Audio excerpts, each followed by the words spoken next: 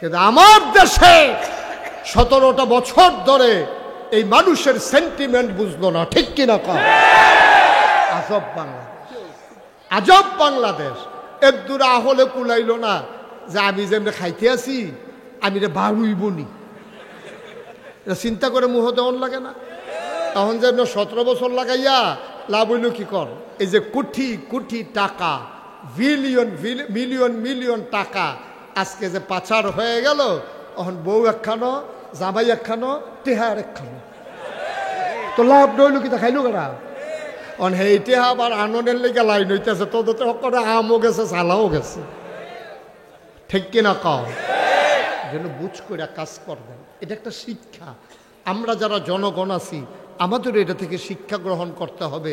যা মন চায় তা করা যাবে না, মুখে দিয়া যা আসে তা বলা যাবে না, সামনে যা পাওয়া যায় তাই খাওয়া যাবে না, ঠিক কিনা কও? নির্বাচনে পাশ করার করুক আর না করুক, ক্ষমতায় থাকার সময় একরকম, ক্ষমতা চলে গেলে আরেক রকম, ঠিক কিনা? ক্ষমতায় থাকার সময় যেটা পারত না এইটাও কইয়া বইয়া থাকে। তো শৈলান্তা যে কথা কন লাগে না? এই লোকটা, একটা লোক দেখতাম টেলিভিশন খুললে, পত্রিকার পাতা খুললে খালি সবাই ডাকতে আছে খেলা হবে, খেলা। তা আমি এটা বুঝলাম না যে হেয়ার হইলো ওপেন হার্ট সার্জারি হইয়া রয়েছে, তো এটা একটা খেলা হবে, এটা কি কথাটা যেমন তেমন কথা? তো প্রত্যেক দিন ডাক দিলে কয়দিন আর দুম ধরে তখন যায়। এখন ফলাফাইনের সেতুরটা গেছে, ফলাফাইন যখন নামছে এখন আর খেলোয়াড় বিষয়টা পায় না, খেলোয়াড়ও হল উদাও, ঠিক কিনা কও? একটা কথা বলতে বুঝ করে বলা লাগবে যে আপনি যেটা পারবেন না এটা বলবেন না, এটা নিয়ম না।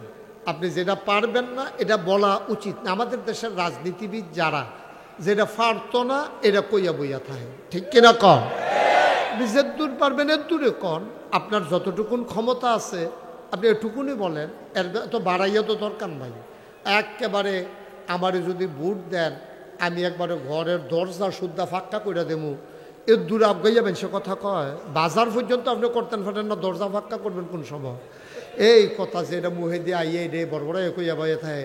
আফসুস হলো আমার দেশের বানর যেটা বুঝে আমার দেশের নেতারাও এটা বুঝে না, ঠিক কিনা? পালস বুঝে না, মানুষের সেন্টিমেন্ট বুঝে না। আপনি যে দূর পারবেন এর দূর হোক। আমরা যে আগে আম দিয়া সিরা দিয়া খাইতাম, তো এরকম মনে করেন আপনি যদি ফজলি আম সিফনের লেগা দেয়, আপনি যত ডাট বেড়ান ফজলি আম কি চিনতেন পারবেন? তা আপনি তো বুঝবো তো আমরা লবণ লাগবো, ফজলিয়া বলে এটা কাটটা লবণ লাগবো, এটা কোনো সিপ্পা বড় ফজলিয়াম যেটা দুধ ফজলি বড় যেটা, এটা কোনো মুডের ভিতরে আইতো না, অ্যালিগেটারে সিফানের যাইতো না, এটা কাটটা কুটটা অন্যভাবে খাওয়ান লাগবো। এর দূরা বুঝতো খাওয়ান লাগবো, না হলে তো সমস্যা। আল্লাহ তাবারক ওয়া তাআলা এই কোরআনুল কারীম দিয়েছেন 30 পারা। বান্দা যেন একটা পারফেক্ট প্র্যাকটিসিং মুসলিমে পরিণত হতে পারে, এজন্য আল্লাহ তাবারক ওয়া তাআলা 30 পারা কোরআন দিয়েছেন। দেয় না, এই যে রমজান মাস আসছে, আপনি রমজান মাসে কোরআন খতম দেবেন, শুধু এই জন্য কোরআন শরীফ আসেন। আপনি কোরআন শরীফ দিয়া দেখে দেখে তাবিজ লিখবেন, এই জন্য কোরআন শরীফ আসে না। এই কোরআন শরীফের ভিতরে আয়াত আসছে, ইয়া আইয়ুহাল্লাযীনা আমানু কুতিবা আলাইকুমুস সিয়াম কামা কুতিবা আলাল্লাযীনা মিন ক্বাবলিকুম লাআল্লাকুম তাত্তাকুন।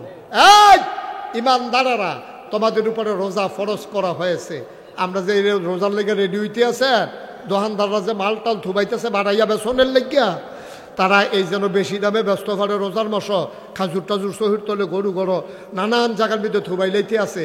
এবার আইতে আছে যেই দোকানে দেখা যাবে মাল আছে, এরপরে কয় নাই, সদ্য ভেসে গোয়েন্দা ভেসে আইসা যদি ধরতে পারে টের পাইবেন ব্যবসা কারে কয়।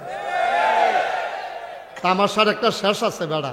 সারাটা পৃথিবীতে আল্লাহ তো অনেক দেশও নিছে, সারাটা পৃথিবীতে দেখলাম রমজান আসলে আমার দেশে জিনিসপত্রের দাম কমাই দেয়। আমার আরে সারা দেশে পৃথিবীতে আপনার 50%, 25% বিভিন্নভাবে রমজান আসলে তারা মাল কমাইয়া সোয়াব কামাই করতে চায়। আর আমরার বাজারের ব্যবসায়ীরা দোকানদারেরা খালি নিয়ত করতে আছে রোজাটা কবে আইব, ওই যে সুদে টেহাইন না, ব্যাংকেতে টেহাইন না, হাওলা তাইন না, বউয়ের জিনিস বন্ধক রাখিয়া তে মাল তুলতে আছে। কোনো মতে একটা রোজা যদি ঠিক মতো কালবারটা গড়াই লইতাম পারি। আব্বা আপনি যা করতে আছেন কেউ দেখে না, একজন দেখেন, তিনি কে? আপনি কি করতে আছেন? আল্লাহ রমজান দিল আর আপনি রমজান নিয়ে ব্যবসা শুরু করে দিলেন। আপনি রমজান নিয়ে ব্যবসা শুরু করে দিলেন। শুধু দোকানদার ব্যবসা করে, আমরা যারা জমি জমা চাষাবাদ করি তারা শশা কাটে না। ও শশা দিয়ে বড় হইতেছে কাটেন না কা? পয়লা রোজার দিন, পয়লা রোজার দিন শশা একটু বেশি দামে বেচন যাইব। আপনি নিয়তটার ভিতরে তো 2 নম্বরই নিয়ত, ঠিক কিনা? মুসলমান মন দিয়ে শুনুন, আল্লাহ তাবারক ওয়া তাআলা তিনি যা বলেন তাই করেন। তিনি কখনো ওয়াদা খেলাফ করেন না। ওয়াদা খেলাফ করা আমার আল্লাহর জন্য শোভা পায় না, ঠিক কিনা?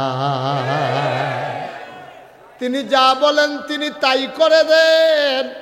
তিনি সব সময় একবারে শুকনা মৌসুমে যেমন, গরমের ভিতরে তেমন, শীতের ভিতরে তেমন, তিনি 12 মাস একরকম। তিনি বান্দাকে পারফেক্ট প্র্যাকটিসিং মুসলিম বানাতে চায়। একটা মানুষ জাহান্নামে গেলে আমার আল্লাহর কোনো লাভ নাই, সবাই মিলে জান্নাতে গেলেই আমার আল্লাহর লাভ, ঠিক কিনা?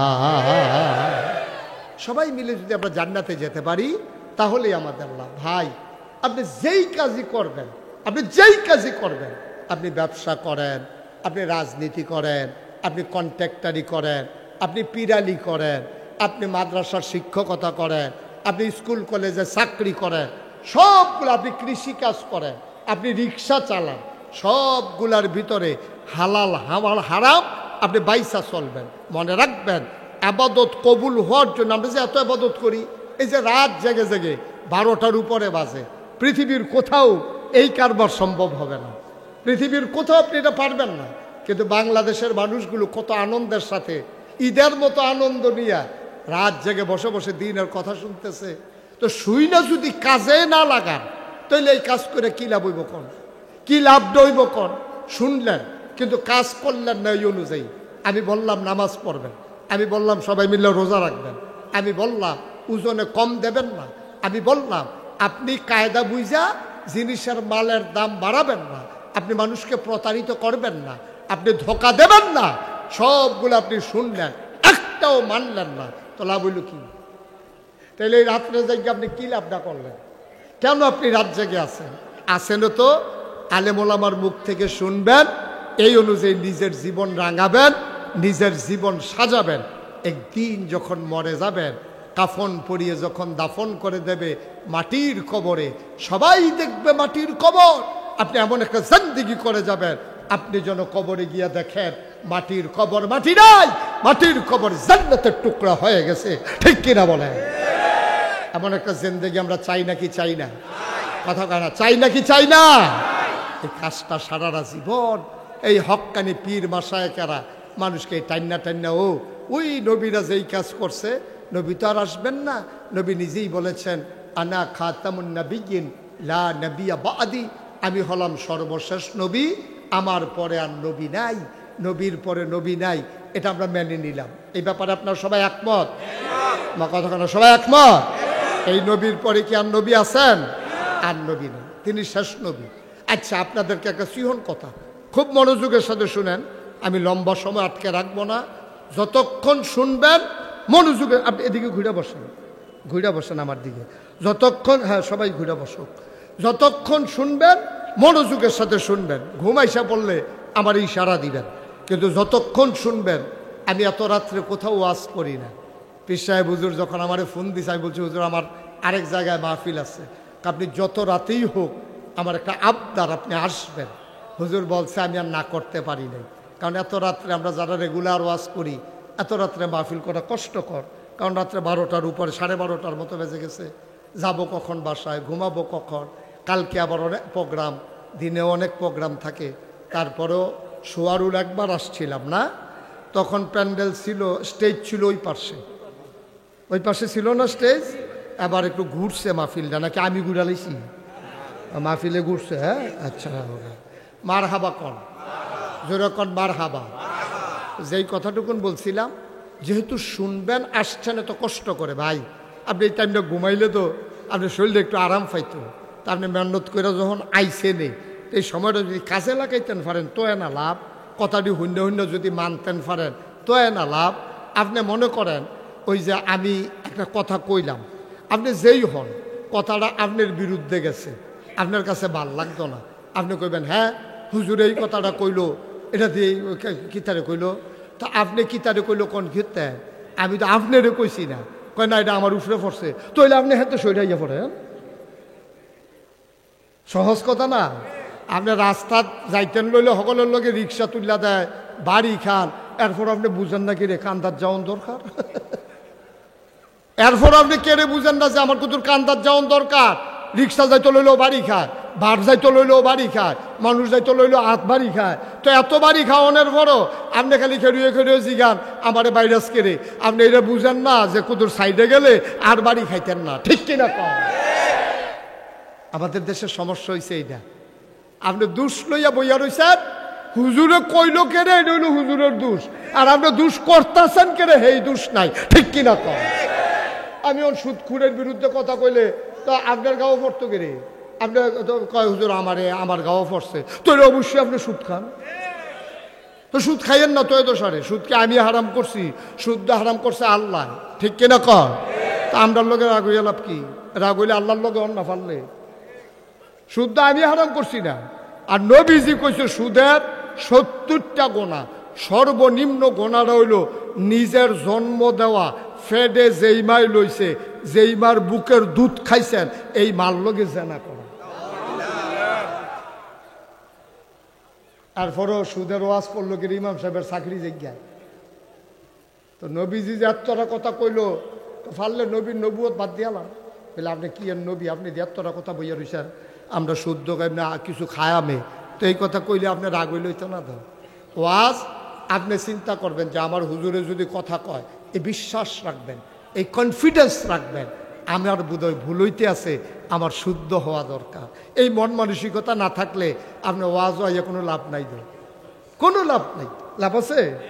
একটা লোকের একারে 50 দিনও যদি এখনো বইয়া থাকেন কোনো লাভ হইতো না। তো আপনি আইসেনও তো নিয়ত কইরা, একবারে কইছে ও তোমার কপালও ময়লা দেখা যায়, এবারে কইল কেড়ে আপনি হেবাটারে 2টা ঘুষি দিয়ে বইয়া রইছেন।